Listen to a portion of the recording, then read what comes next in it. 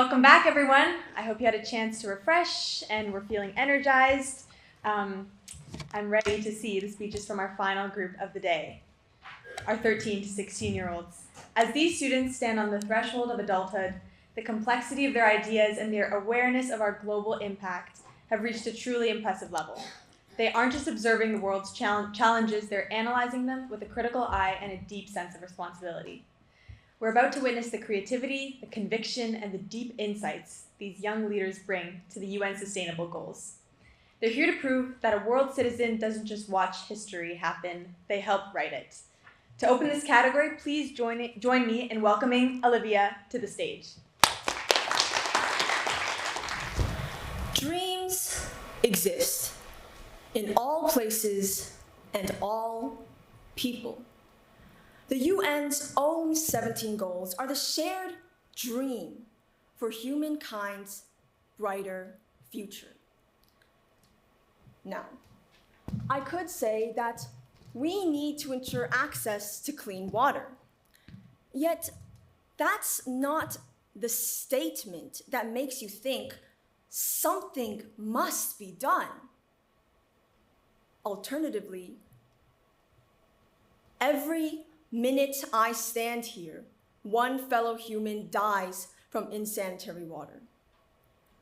Now, that clicked.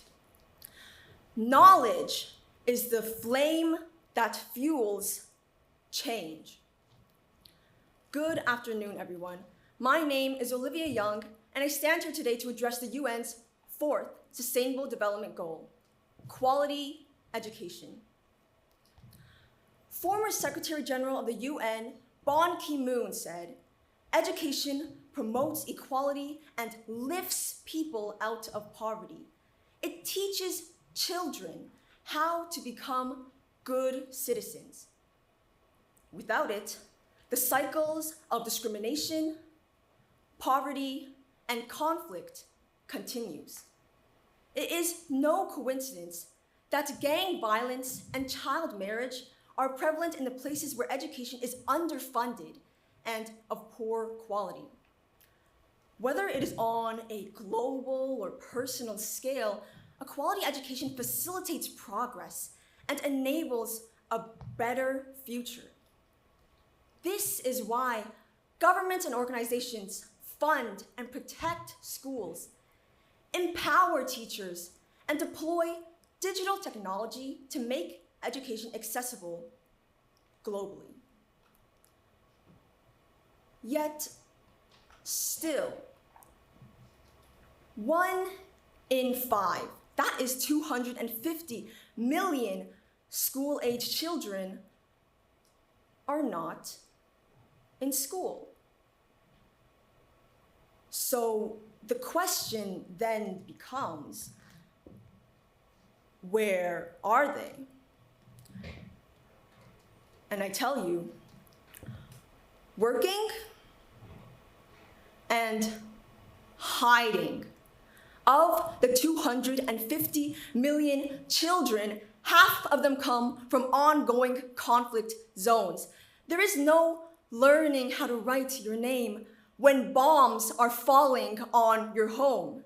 Similarly, there is no memorizing timetables when, if you do not work, your family will have no food to eat.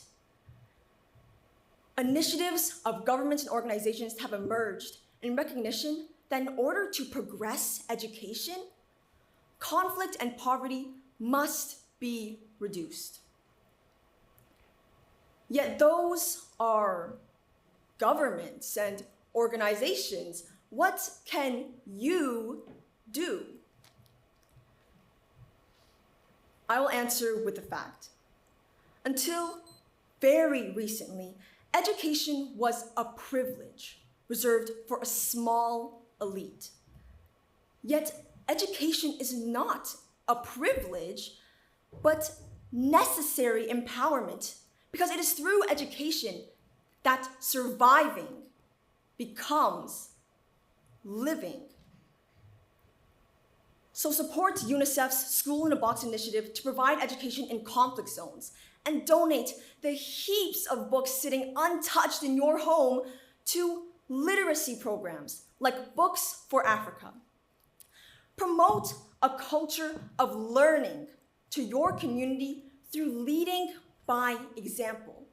You know the value of education now. So see learning not as drudgery, but as lucrative exploration. Sun Tzu said that opportunities multiply as they are seized, and education is the greatest opportunity that anyone will ever have. Seize your opportunity and help give it to others. As I conclude, I offer a quote from Nelson Mandela. Education is the most powerful weapon which you can use to change the world. I remind you that regardless of whether you were born in a country in which education is readily available or one in which it is not, we all have dreams.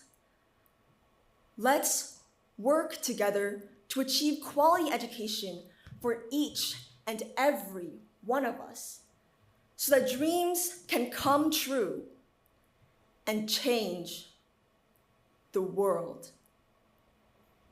Thank you.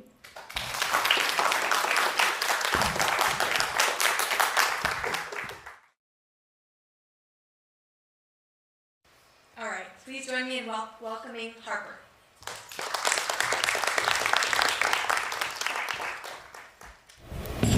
When I was younger, Barbie taught me one simple promise.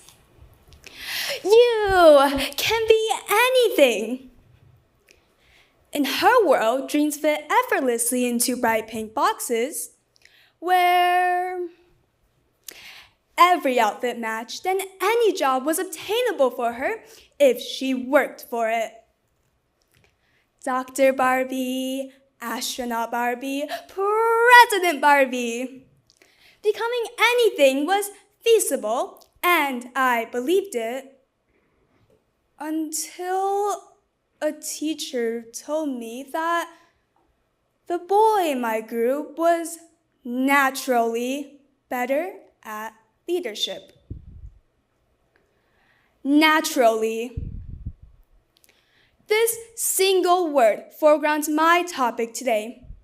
Good afternoon, ladies and gentlemen, honorable panel of judges and fellow competitors. My name is Harper, and today I'm here to talk about the United Nations Sustainable Goal number 5, gender equality, and the unfair stereotypes placed on women that shape daily lives and consistently obstruct their paths to success. Within the classroom, I sat beside the same boy. We earned similar grades, exchanged ideas, and dreamed just as boldly. However, I noticed he was consistently praised for his confidence, while I was merely described as hardworking. When he spoke loudly, it was leadership. But when I spoke likewise, I was depicted as bossy and sassy. This pattern does not end here. This phenomenon occurs worldwide at even more extreme levels. Over 130 million girls worldwide are denied education, but girls are more than statistics. Somewhere in Afghanistan, a 12-year-old girl is sitting at home watching her brother walk past her to school. She was ambitious, intelligent, hardworking. Yet society neglected her abilities. Society didn't care for her future. Society was only concerned about her gender. Barbie told her she could be anything. Barbie lied. Even when a woman earns an education, her burdens do not disappear, they simply grow. Women still spend, on average, 2 to 3 times more hours per day on unpaid domestic labor. They're expected to cook, to clean, to keep the household together, and when they choose to focus on their careers, they're often criticized, judged, or told that they are neglecting their true duties. Men rarely face this choice. They are free to pursue ambition without apology, and this occurs not because men are more capable, but because women carry the invisible burdens of societal norms. When ambition in women is punished and praised in men, society loses more than just fairness. We lose leaders, innovators, and solutions. It almost seems as if the world is against us being anything. When women are silenced by stereotypes, society pays the price. Fewer women in leadership means fewer perspectives at the decision-making table. Companies with gender-diverse teams are 21% more likely to outperform peers, yet women remain underrepresented. We tell ourselves that it's someone else's problem and that change is slow and distant. But every time ambition in a little girl is punished and praised in a little boy, we are complicit. Every time we stay silent when someone else is denied an opportunity, we condone it. Notice it, name it, challenge it, refuse to let inequality slide under the rug, lift someone up, protect a girl's right to education and a woman's right to attain success without limits, share at home responsibilities, and act on injustices in the classroom. Act now. Because only together can we make Barbie's words a reality. Thank you.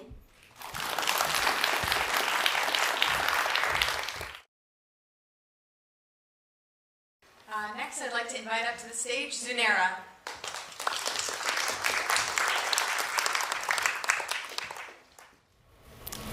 Imagine waking up one morning to a piercing pain in your chest. You brush it off, thinking it's just indigestion or anxiety. A few hours pass, and the pain worsens, finally becoming unbearable. You decide to go see a family doctor, but remember you don't have one, and the wait list to get one spans over 10 years, so you go to the hospital. After waiting for hours in the ER, you're eventually seen by an overworked and tired nurse, who dismisses your pain as just gas, without doing the proper imaging to confirm it. You go home, the pain eventually subsiding, but always wondering whether it's a sign of something more serious. For many living in Quebec, this is not a mere nightmare, but a harsh reality. In 2022 alone, nearly 3 million Canadians, meaning nearly 1 in 10 adults, reported unmet health needs. This represents a clear failure to meet the United Nations Sustainable Development Goal 3, titled Good Health and Well-Being. This goal demands that health systems worldwide provide universal health coverage, adequate staffing, and fight communicable diseases. Even though Canada is one of the most quote-unquote developed countries, we are still far from achieving this. Now, imagine you are a doctor in this broken system. You've sacrificed years of your life, time away from family, and lots of stress trying to achieve your dream of caring for your community. You finally graduate, full of hope, until the Quebec government passes Bill 2 and Bill 83. Now, you're told you cannot leave the province and must stay and work in the Quebec public system for a minimum of 5 years, under threat of daily fines of $500,000 if you don't follow. Additionally, under Bill 2, 10% of your salary is tied to arbitrary performance goals that don't even reflect real patient care. Policies like these are what takes us dozens of steps back from achieving SDG 3. To quantify this, recently the Canadian government conducted an analysis of SDG 3's progress from 2015 to October 2025. And out of 22 standardized indicators of good health and well-being, only 3 were achieved, with 5 on track and the rest either deteriorating or in limited progress. This really shows us the critical healthcare gap in our country and how much the system really needs to change. This change cannot be achieved when the very doctors holding up this whole system by a thread are being undervalued, overburdened, and deprived of their rights. The consequences of these bills are already spreading beyond Quebec, with over 350 doctors submitting licensing applications to work in Ontario and other provinces. Quebec's emergency services are being burdened, and local clinics have started to shut down. In order for us to keep our promise of SDG 3, we must stand together, doctors and patients alike, inside and outside of Quebec. This isn't politics, it's our moral responsibility. It's our time to give back to the doctors who have given so much to us. Thank you.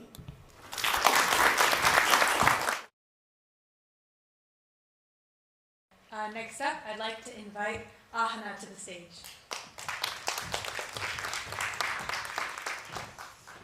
Good afternoon, everyone.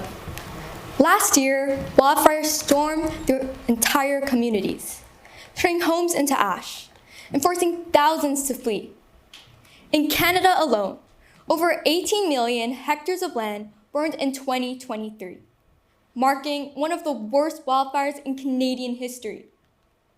Around the globe, disasters displaced millions of people. But numbers don't tell the real story. Behind every statistic is a person on the side of the road, watching the only home they've ever known burn down to a thin wall of dust. It's not just wildfires, but floods, droughts, rising seas. These are no longer isolated events. These are warning signs. The question is no longer if we should act, but whether we will act in time. Just last year, I was outside and I noticed something was different. The sky wasn't blue. It was hazy, heavy, almost orange. I remember asking myself if the air I was breathing was even safe. That question stuck with me, and that is the reason I am here today, to discuss something that can no longer wait: climate action. This is important because it impacts every part of our lives, from the air we breathe, to the food we eat, to the safety of our homes. Climate change is not just an environmental issue, it is a human one. Last year, I used to think that this was happening somewhere far away. But now, things are changing, and we must act now. We can no longer take shortcuts. We must face reality. To begin, we must understand one truth. Human activity is driving climate change. That truth is uncomfortable, I get it. But it's also powerful. Because if us humans have created this, we can be the ones to stop it. Fossil fuels remains as the leading cause, as we are already seeing the consequences. Glaciers are shrinking, sea levels are rising, and we are seeing more extreme weather. If we continue on like this, we may never be able to reverse it. Despite all of this, we have the ability to make a difference. Change doesn't begin in distant boardrooms or behind offices. It begins with the people who want to take action, the people who believe, and the people who refuse to lower their standards. Governments and industries, they must act, but they act faster when the people demand it. With enough powerful forces, when multiplied by millions, become impossible to ignore. This moment is not just another point in time. It is a turning point. One day, we will be asked what we did when our Earth was at its worst point. Whether we stood still, or if we took action. Whether we did nothing, or if we chose to act. Let our answer be this. We didn't wait. We didn't get used to it, and we changed the world. We all took action so that one day, when we all step outside, we can see our sky stop fighting to be blue. Thank you.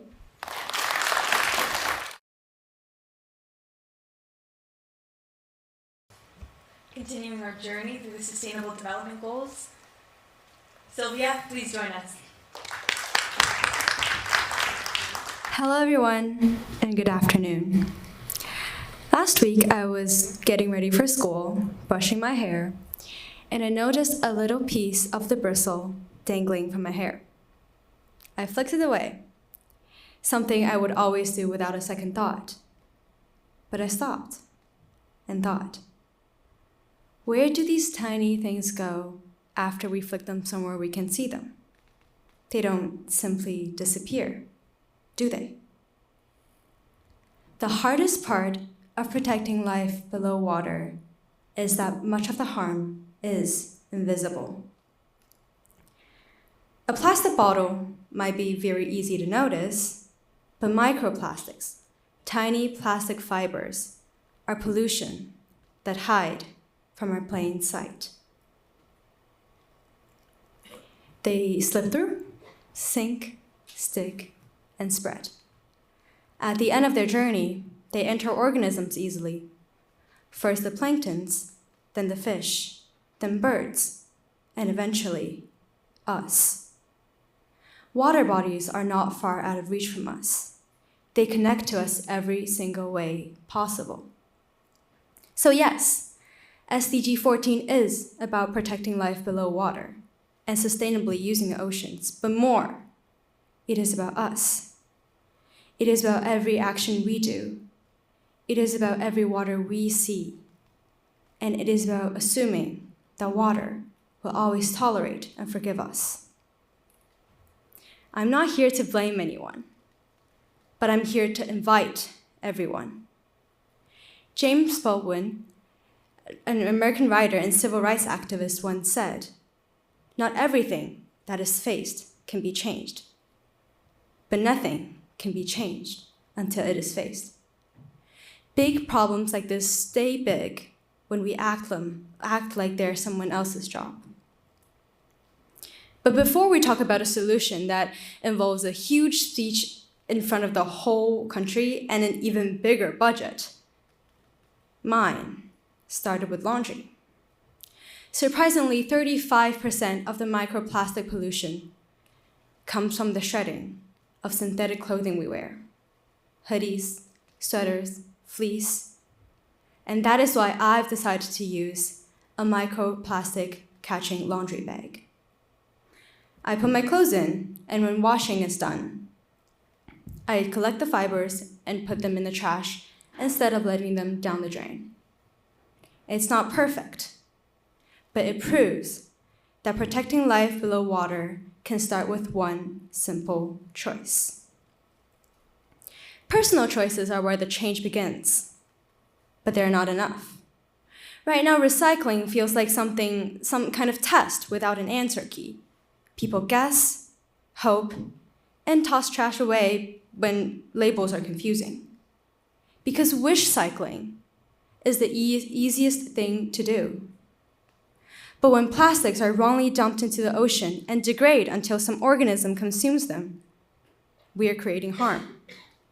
And that is why I want simple and standardized packaging labels. Not the symbols that need decoding, not signs that are often worn off on the trash cans, but simple and consistent language that everybody can understand. Clear systems reduce waste and pollution. And when they're simple enough to follow, the right choice becomes the easiest choice. It always seems impossible until it's done, activist and former president of South Africa, Nelson Mandela, once said. Life below water cannot speak our language, so we speak for them. With a system that makes the right choice the easiest choice, and a generation willing to start, we are protecting life below water, and this problem is no longer too big, too hard, or too late to start.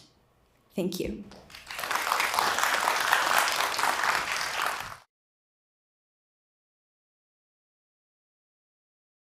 Up next, I'd like to invite Bhairavi.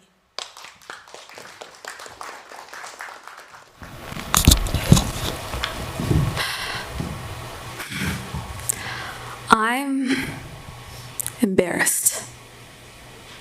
Guest bags, Teslas, Rolex watches, all of the luxuries we can afford just for show and tell to an audience.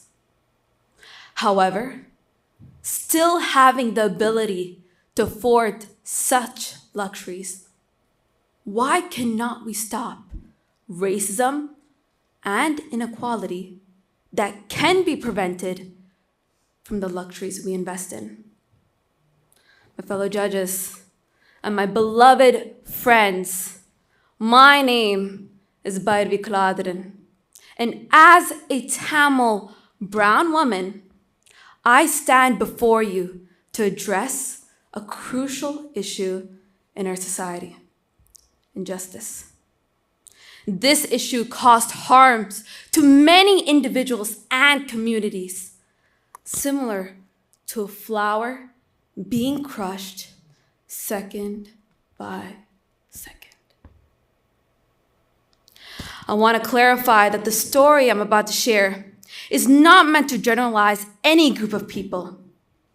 These are some things that I've learned from as a brown woman. There was a Tamil girl, excited, who entered middle school. Everything was going very well until a friend of hers from elementary school insulted the color of her skin. The punches of the words, the kicks of the insults, the jabs of the blame.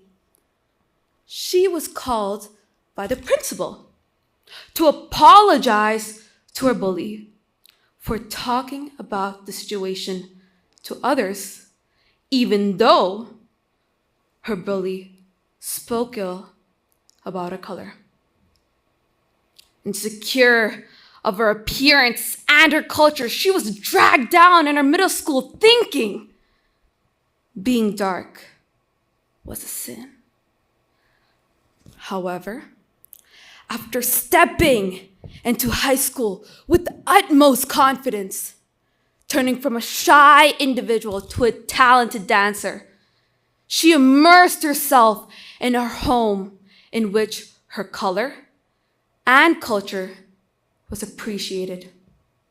Performing on many stages, having many people applaud her for her talents in which she did not know, she felt as if she was belonged.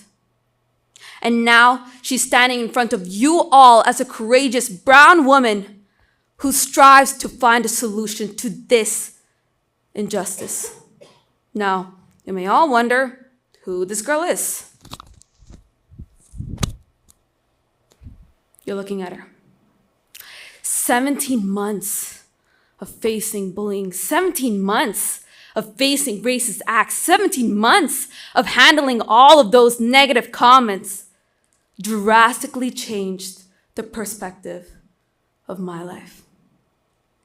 Justice, the 16th Sustainable Development Goal, is not just a number on a list, it's a lifeline.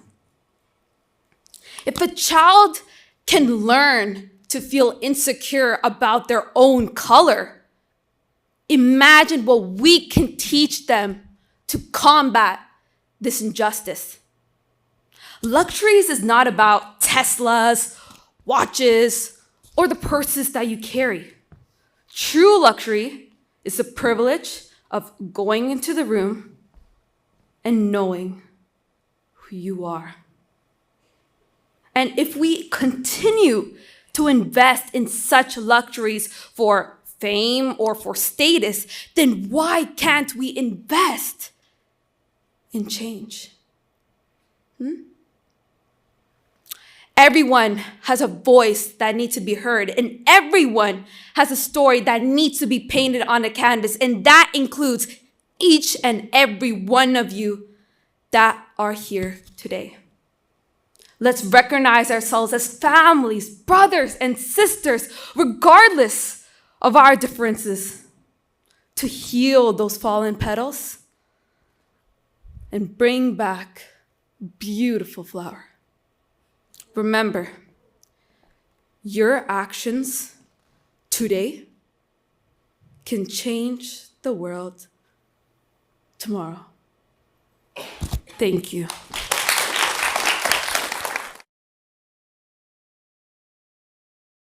Next up, I'd like to invite Kelly Liu.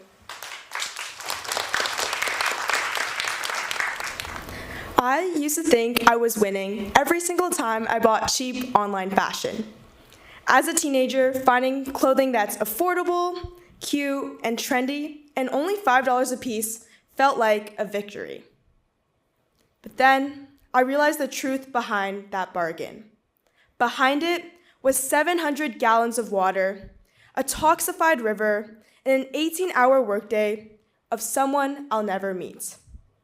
Hi, my name is Kelly, and today I'll be talking about the harms and why fast fashion exists in our society through the Sustainable Development Goal number 12, consumption and production.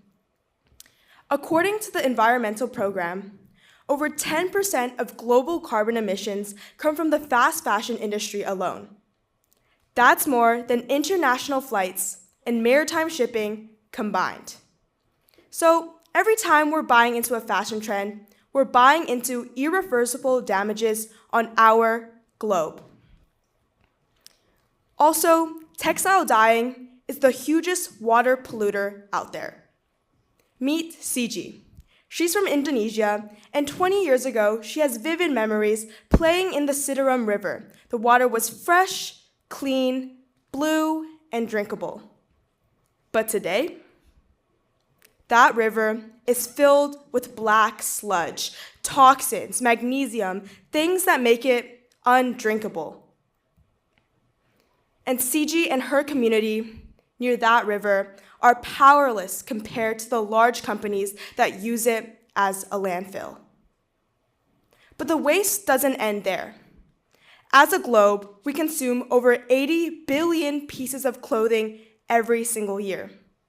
85% of it gets dumped into landfills, and less than 1% actually gets recycled or reused.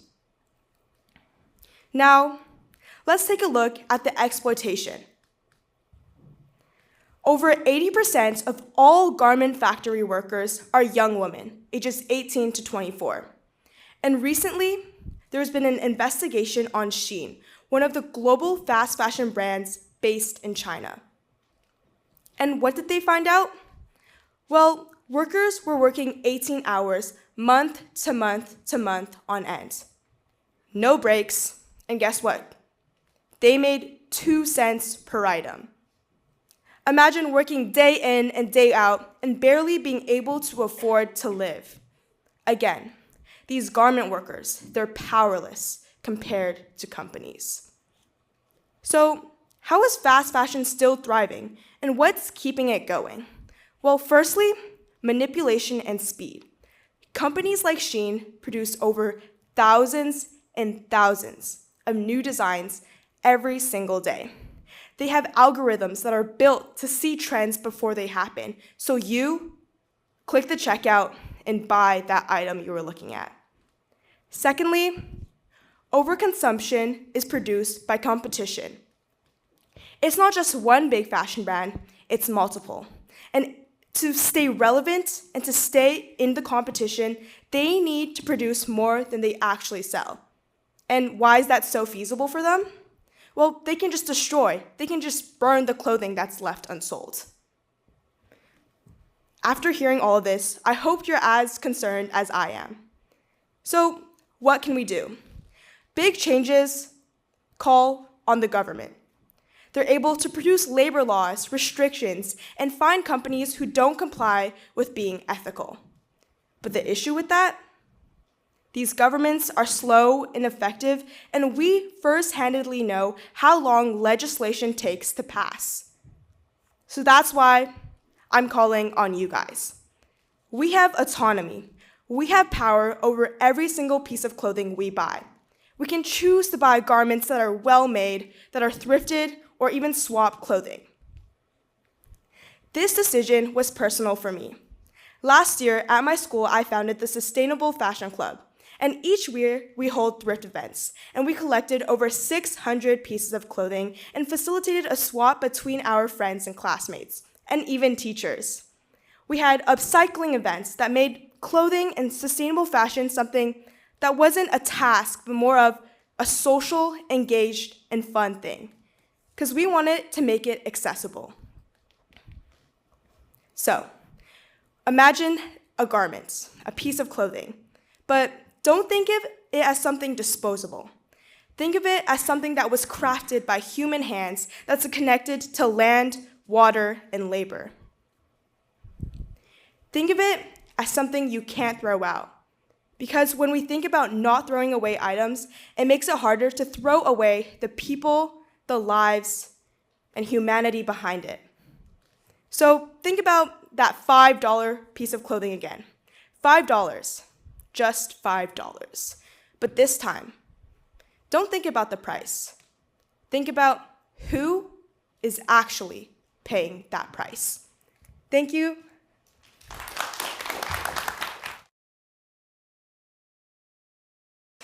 Up next, joining us is Bahel.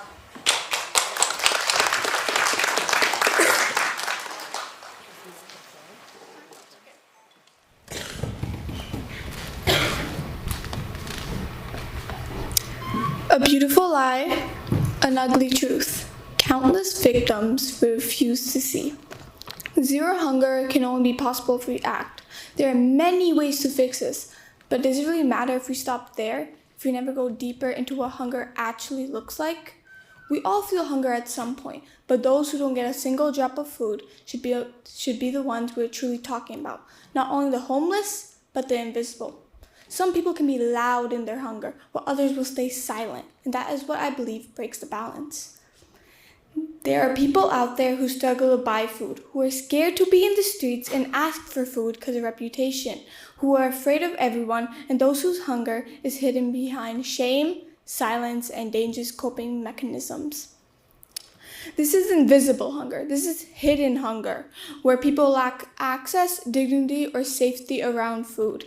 We need to find them. It's not impossible, but they are out there and they need our help. I can lie about this and say zero hunger is unrealistic, but I choose not to, because lies don't lead to the actions we need. We say we want zero hunger, but we only look at the surface. Now it's time to face the uncomfortable truth beneath it. Our communities have grown selfish. We move through the same cycle every day. Eat, exercise, work, sleep, repeat, while ignoring those who are left out entirely. The solution begins. We can't act like one group of people is superior to another. We all are human, and we all need food to live.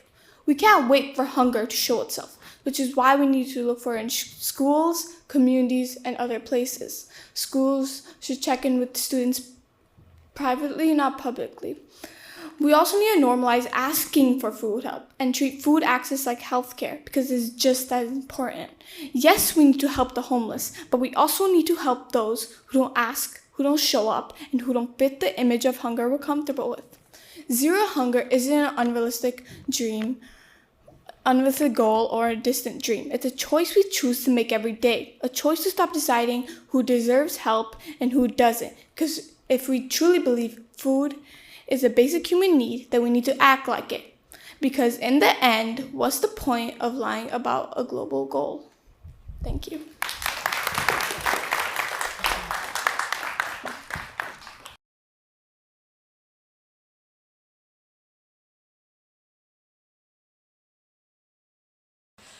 Now I'd like to invite up Sean.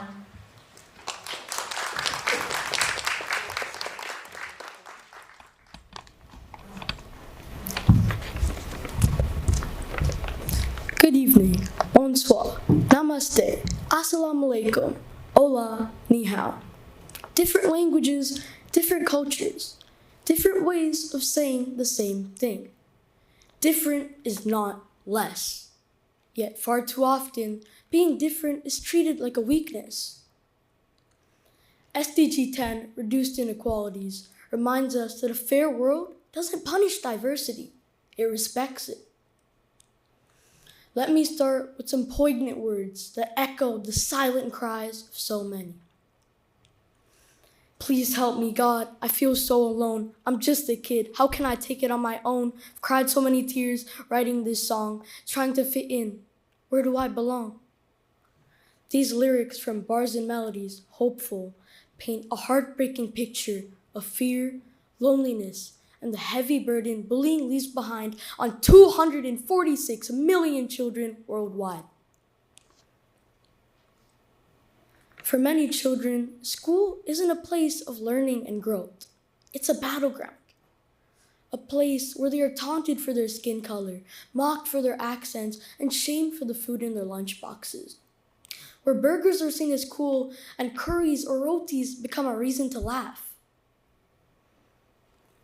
Bullying doesn't always look the same. Sometimes it's loud, words humiliate, and sometimes it's quiet, exclusion that isolates. And sometimes it lasts a lifetime. Recently, an elderly man was sentenced for murder. When asked why, he said, and I quote, "He was the one who bullied me in the locker room." Let that sink in. 60 years later, and the pain was still there. So I ask you, is one pink shirt day really your answer? Awareness matters, but awareness alone is not action.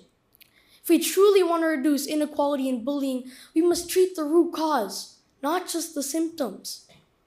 That means clear rules, where bullying has real consequences, not excuses. Regular school assemblies that teach empathy and inclusion, not just once a year. Teachers that step in, not look away. Safe spaces where students can speak without fear. And classrooms where differences are respected, not ridiculed. Because punishment without learning doesn't change behavior. And kindness without courage doesn't stop cruelty. If inequality is learned early, then equality must be taught early. And secondly, I insist, this cannot just be words. It must be action. Because the bell may ring, but inequality doesn't go home. It runs outside, straight to the playground. It's built into places like parks that some kids can't use. When a park has stairs but no ramp, it's not saying you can't play here. It's saying we didn't think about you. We need more inclusive parks like our very own Rick Hansen Playground, built with ramps instead of stairs, wheelchair-friendly swings, a place where kids of all abilities can play and no child is left watching from the sidelines. Lastly, inequality doesn't just exist in schools or playgrounds. It lives in our homes. Around dinner tables, in everyday conversation, in the roles we quietly accept. Imagine a family where dad makes all the decisions and mom's voice gets overlooked. Where boys are told to hide their feelings and girls are told they aren't strong enough. Even today, we hold on to outdated ideas such as pink is soft and blue is bold. So when a girl dreams of science and a boy dreams of dance, we must ask ourselves, are we encouraging them or limiting them?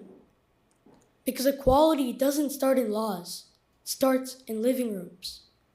When every voice is valued, when respect is shared, when children see fairness at home, they carry those values out into the world. And that creates a ripple effect. One that challenges inequality, one that builds inclusion, one that changes the future. So let's choose better. Let's do better. Let's be better. Because different is not less. Different is not less. Different is not less. Thank you. Have a wonderful day.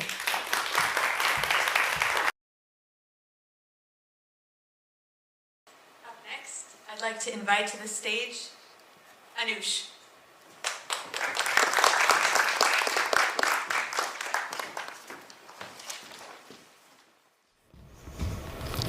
Growing up, I considered myself extremely lucky.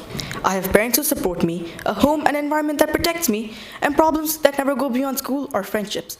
But so many children out there face realities that are far harsher than what any child should have to ever endure. It is important to me that every child deserves an equitable education. Good afternoon, everyone. My name is Anush Naroon, and as a grade 8 student, it is important. I believe that it is important for me to talk about the United Nations' 4th Sustainable Goal, quality education. This goal focuses on making sure every child has a chance to learn, no matter where they live or how much money their family has. Nelson Mandela once said, "Education is the most powerful weapon which you can use to change the world." Education gives children the tools they need to improve their lives and help their communities grow stronger. However, many children face challenges just to go to school. In sub-Saharan Africa, almost 1 out of 5 children are not in school at all. In countries like Afghanistan and Yemen, many girls are often not allowed to attend school. In rural areas of countries such as India and Ethiopia, many students have to walk for hours just to reach a classroom. And when they finally do arrive, schools do not even have clean water, desks, or enough textbooks. Girls are especially affected by this problem. Half of all girls out of school live in conflict-affected areas. Also, around 132 million girls worldwide are not in school. Malala Yousafzai once said, "One child, one teacher, one book, and one pen can change the world." When girls are denied education, they receive fewer opportunities for a job, independence, and a better life. Fortunately, there are ways to improve the situation. Governments and organizations can build safer schools, train more teachers, and use technology to reach students who live far away. In Rwanda, students are given laptops to help support their learning. In Nepal, radio lessons allow children in remote areas to continue their education even if they cannot attend school in person. Some regions even use mobile classrooms that travel to villages, bringing education directly to students. Even though we're students, we can still make a difference. We can donate school supplies, support education charities, and even encourage younger students to stay in school and value learning. John F. Kennedy once said, "The goal of education is the advancement of knowledge and the dissemination of truth." In conclusion, education gives children hope, confidence, and the skills they need for the future. A world where every child has access to education would have less poverty, stronger communities, and more opportunity for everyone. Let us all do our part so that every child can learn, grow, and reach their full potential. Thank you.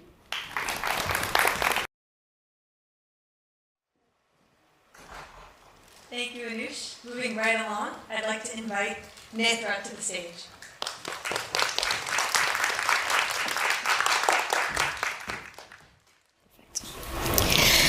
Every time I scroll through the 17 United Nations Sustainable Development Goals, I always skip right past Goal 8. Decent work and economic growth sounds less like a life-changing mission and more like a chapter from a book on how to cure insomnia. Hi, my name is Nethra, and what if I told you that this one goal may be the engine behind all the others? Yes, this one goal has the power to reduce poverty, advance gender equity, strengthen healthcare systems, all while fighting climate change. It provides the how for all the other goals and drives the 2030 agenda. This goal is to promote economic growth and decent work for all by 2030. At this time, our world is at a crossroads. While global employment is stable, progress is not. A recent report from the International Labour Organization shows that progress towards decent work has stalled. Youth are finding it increasingly hard to find employment in an economy that is already strained by artificial intelligence and technology. I'm sure many of you have heard about last week, the 50,000 layoffs just due to artificial intelligence. A daunting 28% of youth in low-income areas don't even have access to employment, training, or education.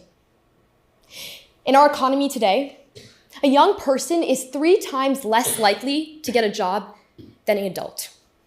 This is because our economy is marked by the upheaval of international trade rules and tariff rates. Geopolitical events have reached an all-time high. Trade supports 465 million people worldwide. But uncertainty cuts into their wages and their morale. This is unacceptable. Decent work mandates that everyone is paid fairly, that everyone is safe and protected in their workplace, regardless of their gender or their skin color or their background, rather their skills. This means that in a world where artificial intelligence and technology are making big changes, we're not trailing behind. We're moving forward with it. And there are many things that we can do to change this.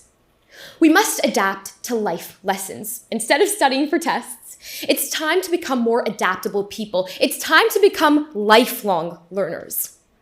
And if we want to move progress forward, then we have to come up with sustainable economic policies. Economic growth is a climb to the top, not a race to the bottom. Historically, economic growth has been linked to degrading environment. Focusing on a green economy can reduce operational costs and increase incentives to help this. Economic growth is necessary for investments needed to increase global partnerships in our economy as a whole. The Sustainable Development Goal 8 is not about boring spreadsheets or boardroom meetings. It is a promise that by 2030, every single one of you in this room will have decent work and economic growth. A promise that by 2030, we're going to make a change. Ultimately, this goal is about you. It's going to define the world that you walk into when you step across that stage at graduation. It's going to define the world that you are in when you submit your first job application and are judged on your skills, not your background. It's going to define the world where the next generation doesn't inherit broken problems, but builds better ones. Because when work is fair, economies thrive. When economies thrive, communities grow healthier. And when communities grow healthier, the future stops being something we fear and finally becomes something we can believe in. Thank you.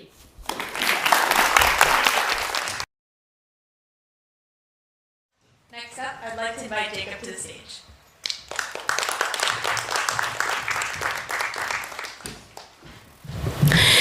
If you walk through any school hallway, everything will seem fine.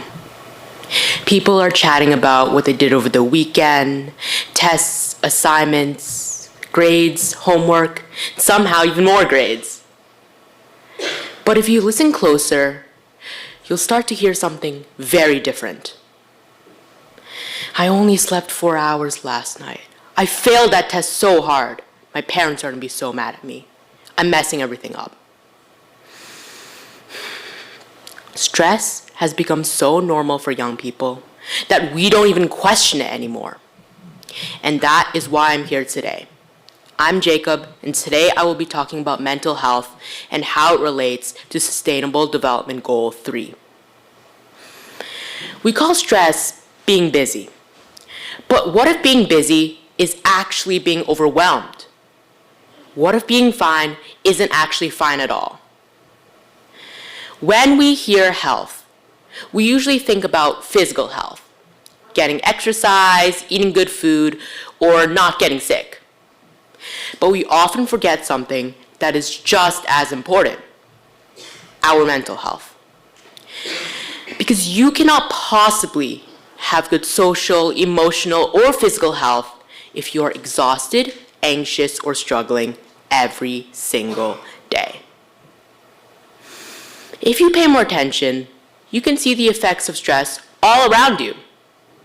Friends who stay up long past midnight finishing assignments. People joking about getting minimal sleep or no sleep at all. Friends breaking down because of unrealistic expectations. And sometimes I feel it too. I feel the pressure to get good grades, to get into a good university, to make my parents proud. Sometimes it feels like no matter what I do, it's not enough. We are living in what experts are calling a youth mental health crisis. According to a report in 2024 from the Center for Addiction and Mental Health, more than half of students indicate a moderate to serious level of psychological distress, a figure that has doubled over the past decade.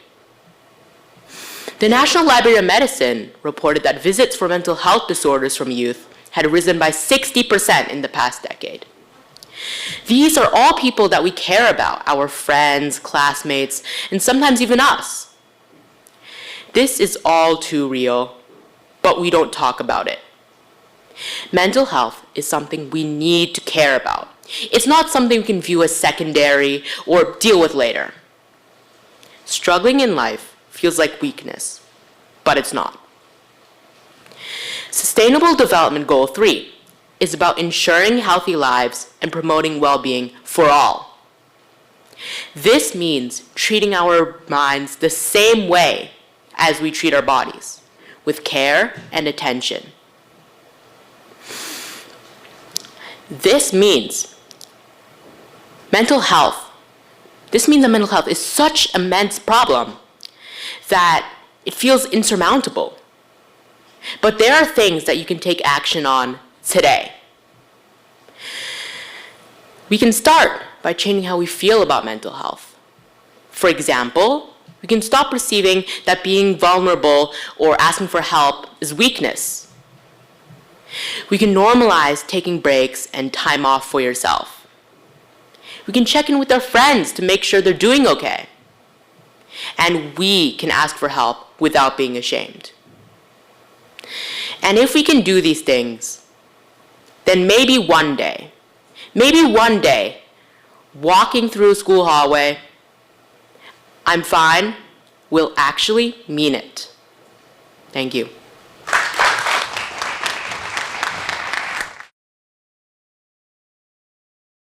Moving on, I'd like to invite Naksh to the stage.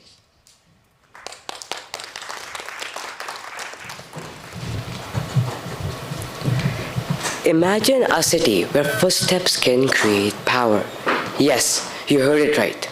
In Tokyo, the busy walkways contain piezoelectric tiles.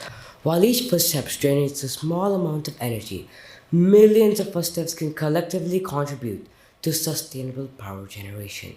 Good afternoon, ladies and gentlemen, judges and peers. My name is Naksh Goyal, and it's an honor to speak before you today. Many of you are familiar with the 17 United Nations Sustainable Development Goals.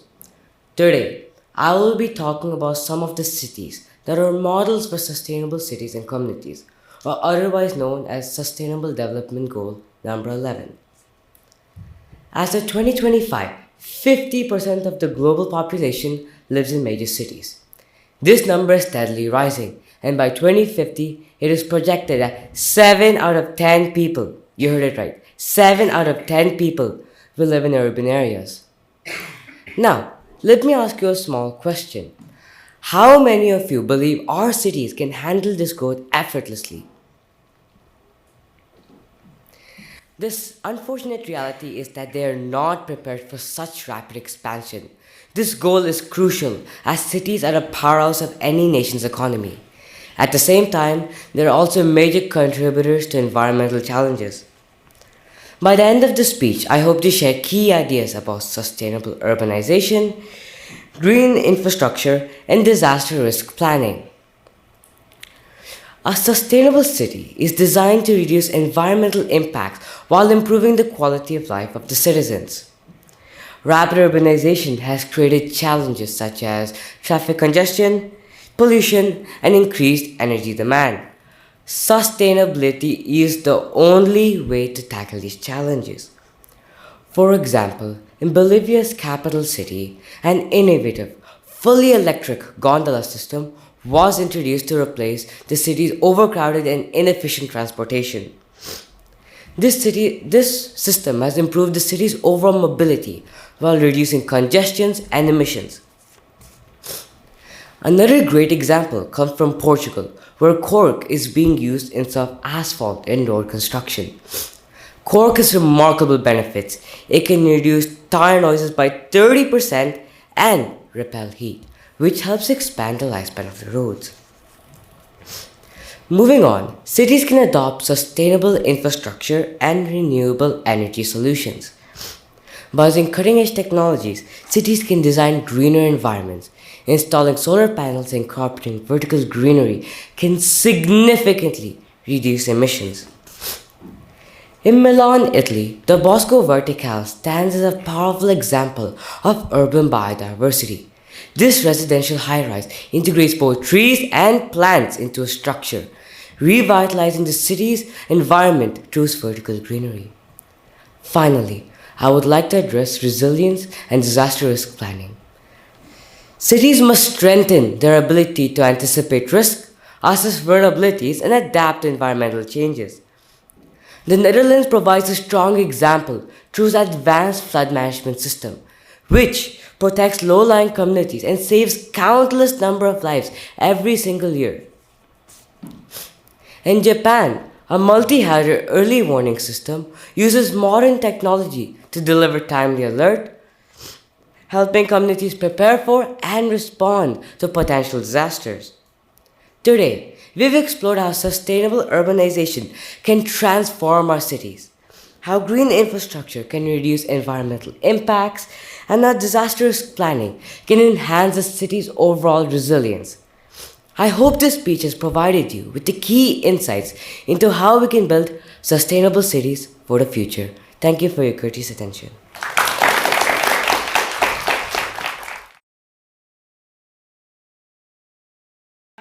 Moving on, I'd like to invite up Noor. 300. Now, what is 300? Well, it's a number. It's an even number. But why would I stand in front of all of you guys today to talk about a number? Seems silly, doesn't it? Well, what if I told you this number, it isn't just a number. Rather, it's a warning. A warning that if we don't act now, we might never have the chance to act at all. Ladies and gentlemen, my name is Noor Hayafiz, and I stand before all of you today to deliver one simple message. A message that has been told many times, but one that still hasn't been resolved. Gender equality. Now, 300 is the number of years that it could take to achieve gender equality if we continue at our current pace.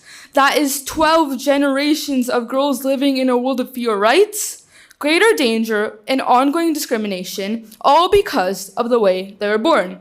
That's right, all of this. Why? Because they are girls.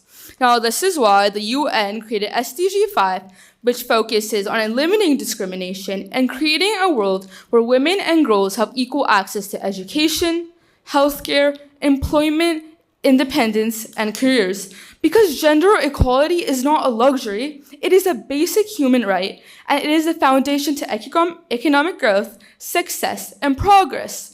Now this progress that we so desperately need, it's painfully slow. Women earn only 77 to 79 cents for every dollar men earn. They perform 2.5 times more domestic work, limiting careers and independence. In AI and technology, a thing that only becomes more incorporated in our future as the days go on, only 22% of professionals are women. Women hold only 27% of parliamentary seats worldwide, and in 102 countries, there have never been a female head of state. In healthcare, doctors take 2.5 years longer to diagnose cancer in women, and half of women's heart attacks are intentionally misdiagnosed. The thing is, we celebrate gender equality until it is time to pay women equally. We praise women's strength until they demand leadership. We claim progress, we celebrate progress, we say, oh, the UN has goals, what do we do about it? Until we realize that this moment, yes, every 11 minutes, a woman is killed by her own family. Behind these numbers, there are real lives. When I was 8 years old, I went to Pakistan. And my grandma, she sold me this beautiful handmade dress. And me, being an excited 8-year-old, I said, Grandma, you know what I should be? a fashion designer. And in my head, I had this vision, a whole store, a whole brand name. But my dreams, my ideals were crushed when she sighed and she said, "One day, Haya, you will understand." Today is the day I understand. Her dreams weren't limited by talent. Not that she wasn't good enough, not that she didn't know enough, but because she didn't have the opportunity. Now, Gloria Steinem once said a true equal society would be where the word gender does not exist, where everyone can simply be themselves. In such a world, no child's future would be dictated by gender, no dream dismissed, no life valued less. But today, yes, today, in 2026, in the year of AI, or whatever you want to call it, a child's future is still dictated by gender, and gender still determines who earns less, who is valued less, who lives less. Now, my speech today would be useless to all of you if I didn't give any solutions on how to fix this problem. So we can start by challenging stereotypes. We can support women's education and their leadership. And most importantly, speaking up when we see inequality happen. Because real change happens when individuals, communities, governments stop waiting for someday and start acting today.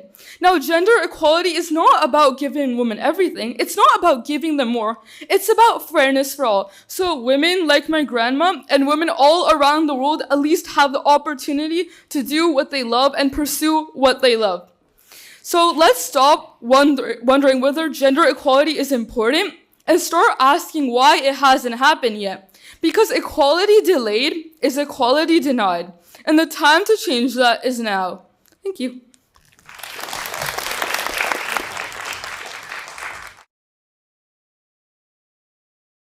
Up next, Aurelia.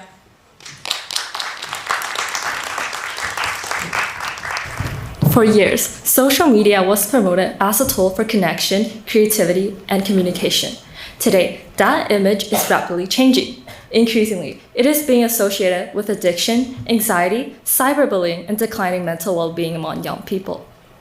This shift in public perception has driven a dramatic policy response. On December 10th of 2025, the Australian government passed a law that bans everyone under the age of 16 from using platforms such as TikTok, Instagram, and Facebook. The law was introduced to protect children and adolescents from environments considered harmful to their development and mental well-being. While this decision appears bold and decisive, today I'm here to argue that it fails to address the deeper root causes of the problem. It is not difficult to understand why the government has decided to limit teenagers' use of social media. Research has indicated that excessive use of social media is associated with high levels of anxiety, depression, and cyberbullying among young teenagers. People who support the new law claim that by taking children away from social media platforms, they will be able to create a safe environment. This raises a critical question. Is social media truly the root cause of the harm experienced by young people? The more accurate answer points to big data. The most damaging facts of the digital world stem from data exploitation embedded within the digital economy. Children are treated as data sources to be monetized long before they can understand the consequences.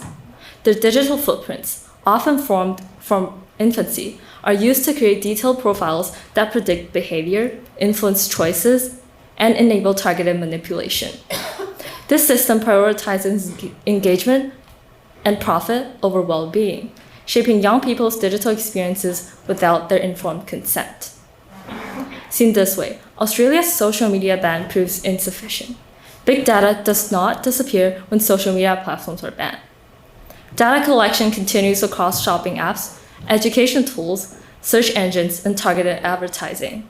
By focusing only on social media, the law leaves the broader system of manipulation intact. Control is not removed. Instead, it is merely relocated. Moreover, banning social media risks silencing young voices. The law is already facing constitutional challenges related to freedom of political communication. Organizations such as UNICEF argue that social media can be a lifeline, particularly for marginalized or isolated youth, providing opportunities for learning, creativity, civic engagement, and social connection. Removing these platforms may actually strip young people of valuable tools rather than protecting them. Australia's policy. Though well-intentioned, misdiagnoses the problem. Instead of banning platforms, governments should implement strong data privacy protections and comprehensive digital literacy education. The goal should never be to silence youth, but to empower them to navigate, to challenge, and to shape the digital world they already inhabit, safely, critically, and with confidence. Thank you.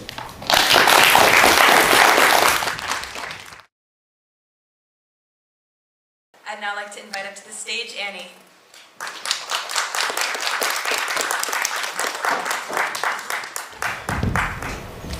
You can be anything you want to be.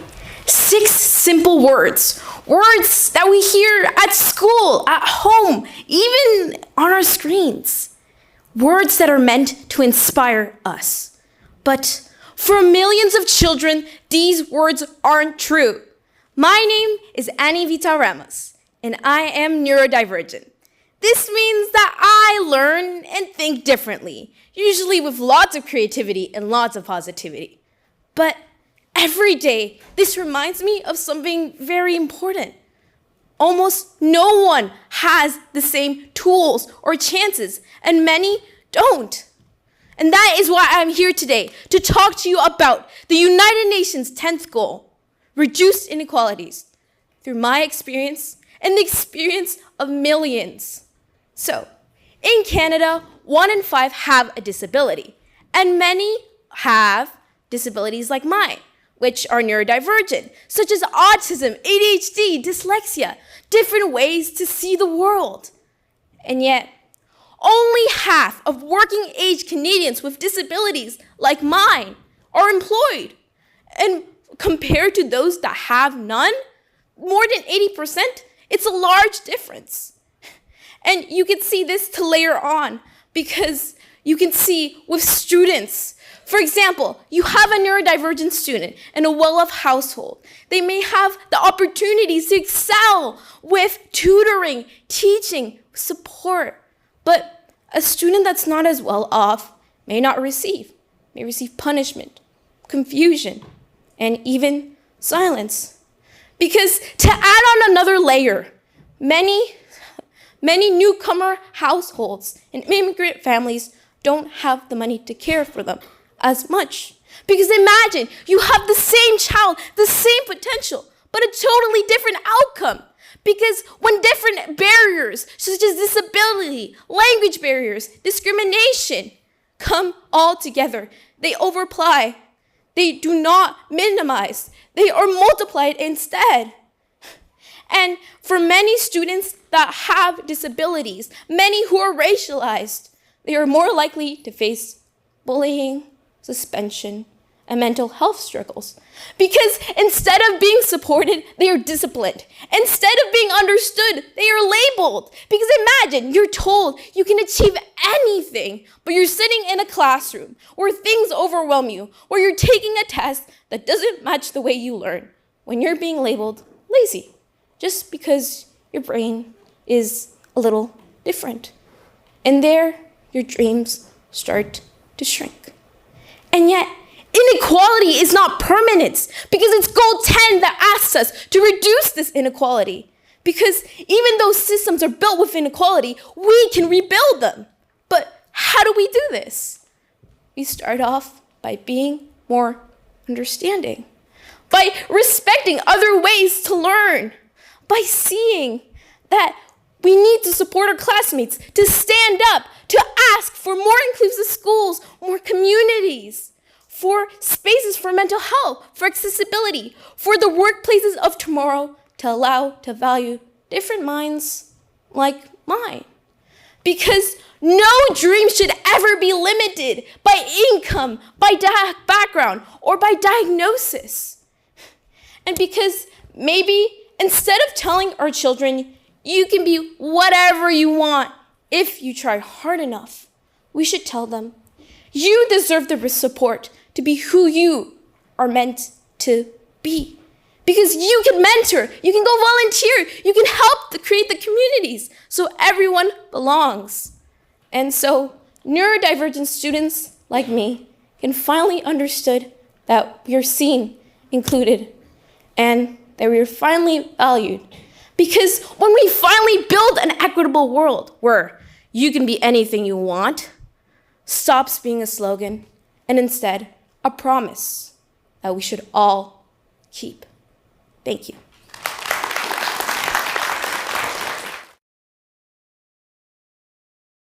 Now for our last speaker, I'd like to invite up to the stage Sindhuja.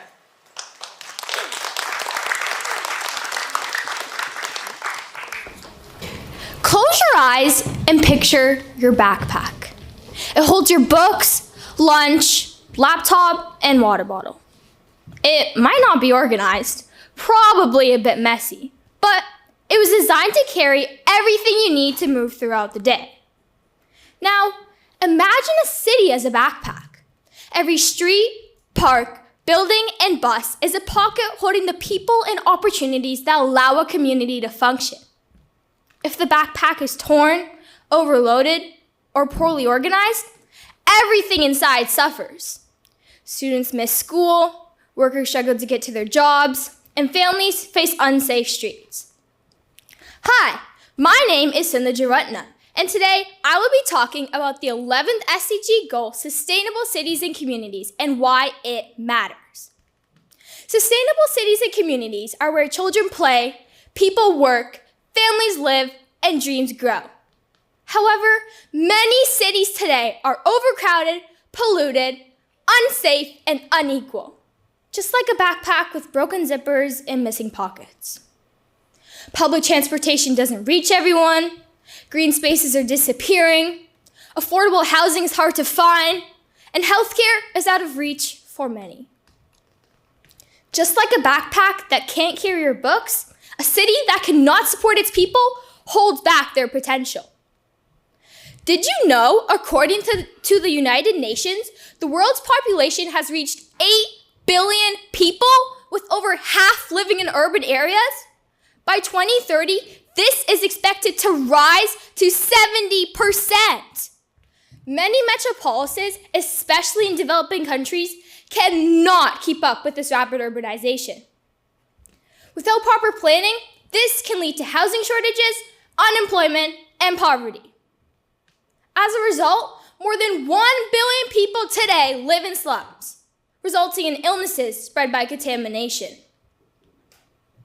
The good news is, sustainable cities are achievable. Take Vancouver right here in Canada, for example.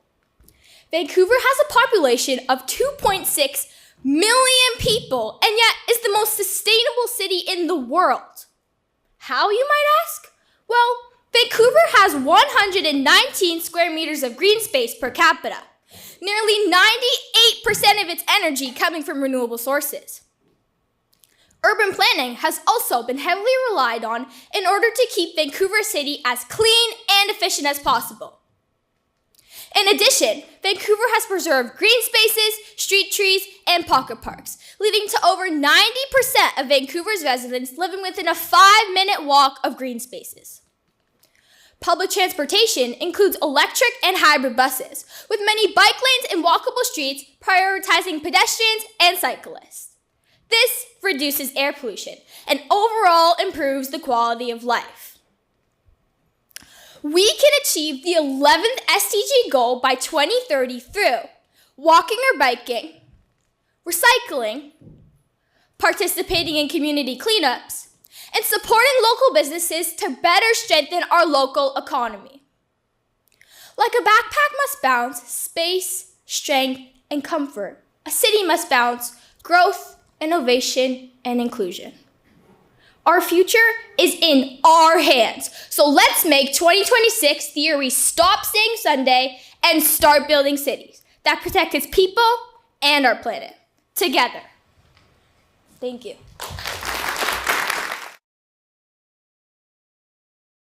All right, this marks the conclusion of the 13 to 16 age category. So let's give one more massive round of applause to all of our young speakers.